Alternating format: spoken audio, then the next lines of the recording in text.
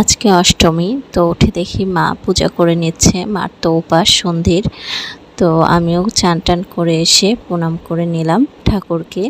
তো এদিকে মা মিষ্টি ভোগ দিয়েছে আজকে, মানে ভালো বিশেষ দিনে মা আবার মিষ্টি নিয়ে আসে মায়ের গোপাল সোনার জন্য।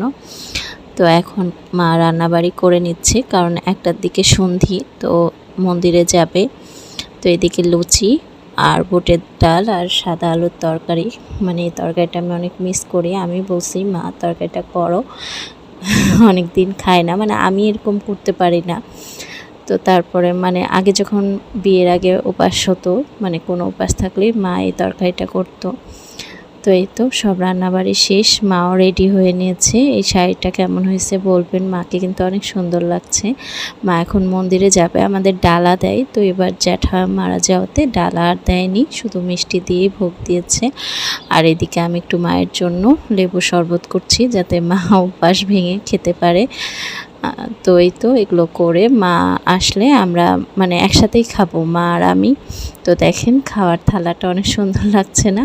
আর অষ্টমীর দিন আমাদের বাড়িতে নিরামিষ খাই। তো এখন এই তো মানে রেডি হয়েছি বিকালবেলা, বিকাল প্রায় সন্ধ্যা হয়ে গেছে। তো মা আমি যাব, আর এদিকে ছোটো বোনও ঘুরতে গেছে ওর বান্ধবীদের সাথে।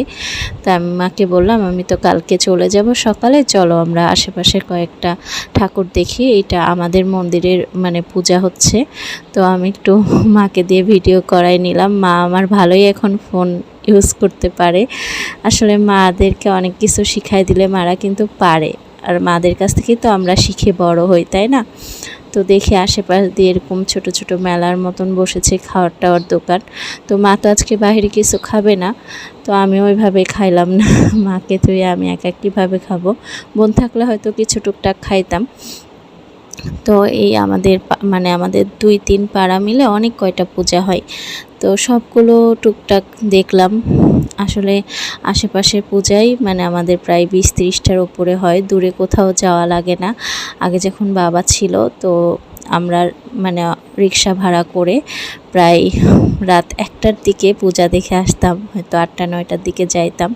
আর আমার বাবা প্রত্যেকটা মণ্ডপে নামতো, নেমে নেমে পূজা দেখতো। আমরা মানে শেষের দিকে ক্লান্ত হয়ে যাইতাম, তো আমরা হয়তো আর নামতাম না, কিন্তু বাবা প্রত্যেকটা পূজা দেখতো। তো পূজার সময় বাবার এই স্মৃতিগুলো অনেক মনে পড়ে। আসলে মানুষ চলে যায় কিন্তু স্মৃতি তো থেকে যায়, তাই না বলেন? তো ওই মাকে নিয়ে টুকটাক ঘুরলাম। তো হয়তো নবমীর দিন মা ঘুরবে দিদিদের সাথে। তো ঘুরতে ঘুরতে আমার আর এক দিদির বাড়িতে আসছি, ওই দিদি ডাকে, তো জামাইবাবু দিদি